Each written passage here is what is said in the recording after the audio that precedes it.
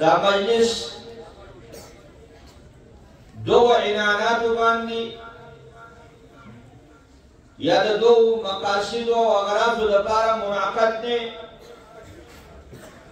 یو د ختم نبوت د عقیدې بیان او دویمو کوم طالب العلمان چې د دې مدرسې او جامعې نه فارغ شوي د هغوی د والدینو او د دې طلباو د حوصله افزایي لپاره ستاسو دا اجتماع منعقد او جوړه ده. حضراتو پیچیده خبرې منع کوو، په اسانو الفاظو کې زه ستاسو نه یو تپوس کومه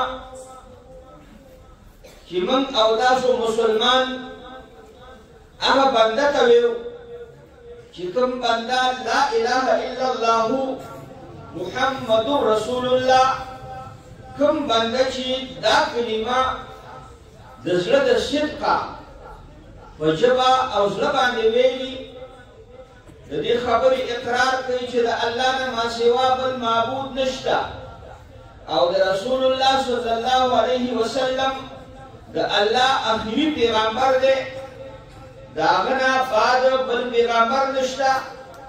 دا کلمه بنده په ژبه باندې ووایي او زړه ته یې کوزه کړي، نو دې بنده ته موږ او تاسو مسلمان وایو.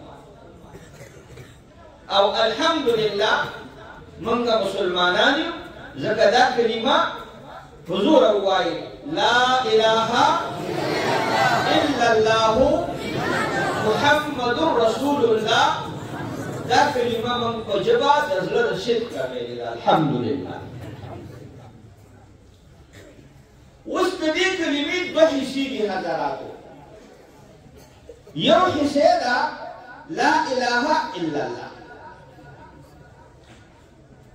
لا اله کی نفی د الها او باطله ودا.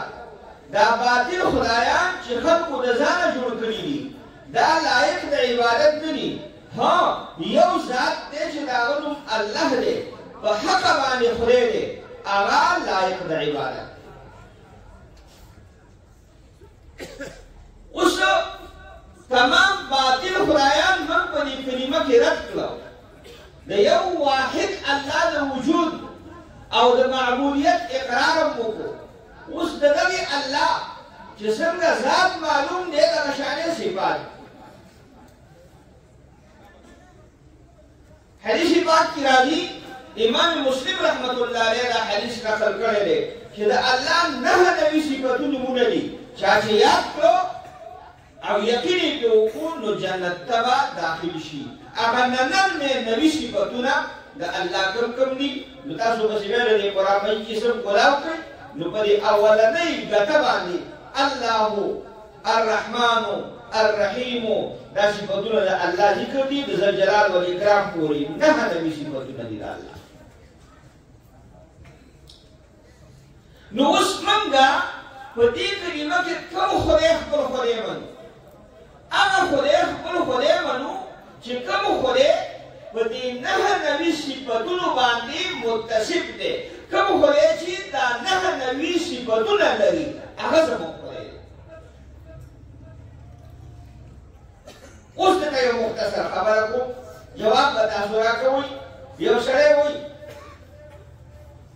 چې زه خدای منم، عبادت یې کوم، خو هغه زما چې کوم خدای دی هغه خالق نه دی، هغه رازق نه دی، هغه رحمان نه دی، هغه رحیم نه دی.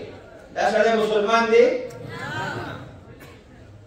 ځکه موږ چې کوم خدای منو د هغه خدای په صفتونو کې دا دي چې هغه خالق دی، هغه مالک دی، هغه رازق دی، هغه رحمان دی، هغه رحیم دی.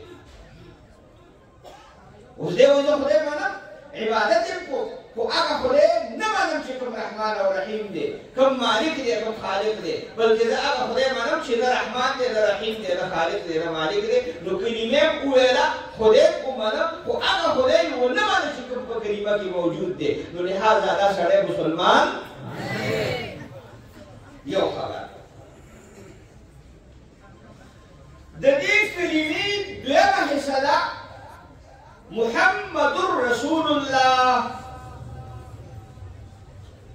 محمد صلی الله علیه وسلم د الله رسول دی.